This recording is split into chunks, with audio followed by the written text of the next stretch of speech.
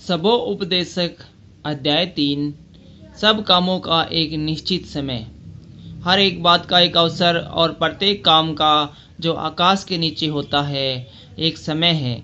जन्म का समय और मरण का भी समय, बोने का समय और बोए हुए को उखाड़ने का भी समय, घात करने का समय और चंगा करने का भी समय, ढा देने का समय और बनाने का भी समय, रोने का समय और हंसने का भी समय, छाती पीटने का समय और नाचने का भी समय, पत्थर फेंकने का समय और पत्थर बटोरने का समय, गले लगाने का समय और गले लगने से रुकने का भी समय है, ढूंढने का समय और खोने का भी समय, बचा रखने का समय और फेंकने का भी समय है, फाड़ने का समय और सीने का समय, चुप रहने का समय और बोलने का भी समय, प्रेम करने का समय और बैर करने का भी समय, लड़ाई का समय और मेल का भी समय है।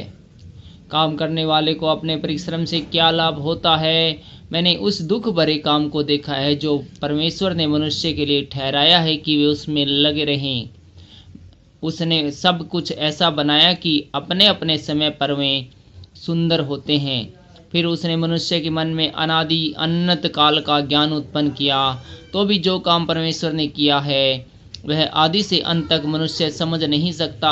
मैंने जान लिया है कि मनुष्यों के लिए आनंद करने और जीवन भर भलाई करने के सिवाय और कुछ भी अच्छा नहीं। और यह भी परमेश्वर का दान है कि मनुष्य खाए पिए और अपने सब परिश्रम में सुखी रहे। मैं जानता हूँ कि जो कुछ परमेश्वर करता है वह सदा स्थिर रहेगा। न तो उसमें कुछ बढ़ाया जा सकता है न कुछ घटाया जा सकता है। परमेश्वर ऐसा इसलिए करता है कि लोग उसका भय माने। जो कुछ हुआ वह उससे पहले भी हो चुका है, जो होने वाला है वह हो भी चुका है और परमेश्वर बीती हुई बातों को फिर पूछता है। संसार में अन्याय। फिर मैंने संसार में क्या देखा कि न्याय के स्थान पर दुष्टता होती है और धर्म के स्थान पर भी दुष्टता होती है।